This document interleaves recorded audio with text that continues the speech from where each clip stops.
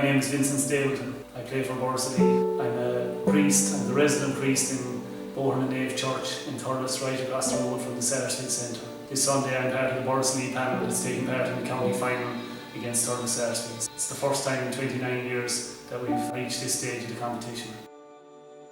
I suppose when I get out to Borris-Ileigh there's probably a fair bit of hype out there, and then I just happen to be living right across the road from the Sarsfield Centre here, and I had a beautiful view yesterday of the club people putting up bunting and flags, and everywhere we go they're talking about the match, and like the vast majority of people here would be big Sarsfield supporters, so I have to try and keep my powder dry, I suppose, and wait until the match to do the talking. Unfortunately, in my playing career I've had several yellow cards and one or two reds as well, and I always had a bad temper growing up, and I still have to monitor that, so I sometimes react on the pitch, and sometimes things happen that I'm not proud of. 2 weeks after being ordained a priest, I went to a match in Dala, and I was standing on the sideline, and things were not going Borris-Ileigh's way, and I felt that the ref was contributing to that. So I did something that's customary in our family. I gave him a piece of my mind.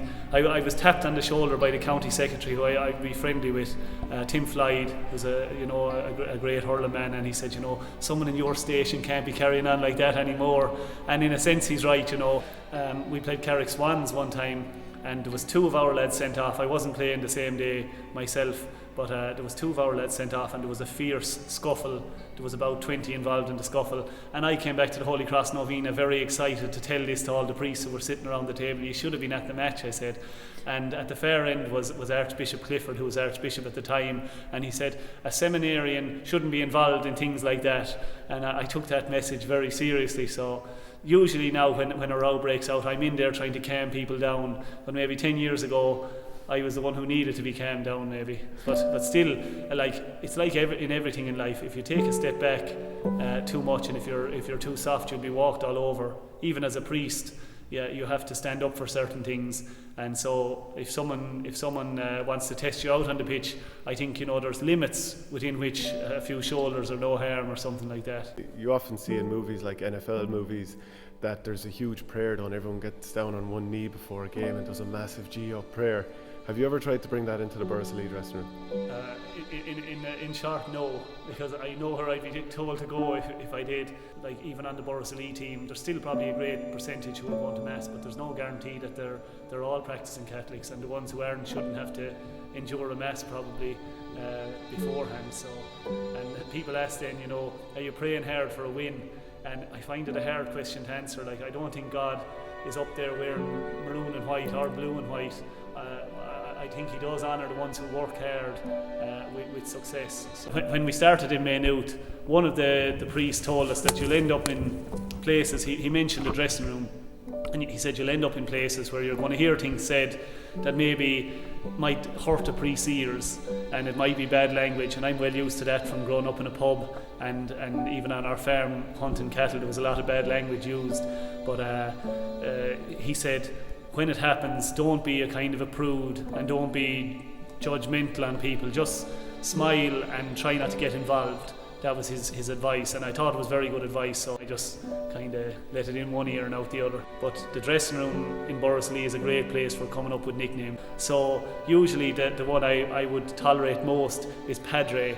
Then there's kind of all sorts of other ones. I made a few appearances on TV after being ordained in the Rose of Tralee and on a celebrity wedding thing, and started calling me Father Media and other things that I couldn't really say a lot about. And then as a young priest, when almost every priest is 60 or 70, some of them, just to get under my skin, would be saying, oh, hey Father Sexy, and I have to kind of put up with that and just tolerate it. But I don't mind being called Padre, and a lot of my friends would still call me Padre, or even some of the owl lads in the pub at home, or I'll tolerate Father, but I know when it's coming from the lads in the dressing room, they're trying to get a rise out of me. So, and I felt actually I was drawing a line in my hurling career. The stories of Maynooth were like, we were told that the first month your mobile phones are gone, you're not going to have any contact with the outside world. You ease into the seminary life. And I said to the fellow who's in charge of me, the director of formation, Father Paul, I said, I probably will have to give up the hurling now. I can't be going up and down. He said, absolutely not. He said, you need to keep as normal as possible. And they saw hurling as an outlet for me to keep me normal, which I think it has helped to a certain extent to be in connection with the hurling team. They don't treat you with any airs or graces. They kind of, keep you grounded and give you the same treatment as everybody else. So I arrived back down then for a hurling match. We were playing in the championship against Lara. I was just released from a retreat to go and play the game. Arrived in and didn't actually play too bad. Got a point. I think we won by about 5 or 6 points, even though it was tight with 10 minutes to go. But Ken Hogan came into the dressing room afterwards and he did the usual spiel. They were knocked out of the championship. Congratulations, best of luck. And then he said, and congratulations to your man who went off and joined the priesthood. It was a brave thing to do in this day and age. And my own team kind of had a massive round of applause, and I got none of the slagging that I thought of. And it made me think afterwards I should have trusted them a bit more and shared it with more of them, that I expected it to be all negative. And actually I got great support out of the parish at home and the club on the journey. So thanks be to God for that.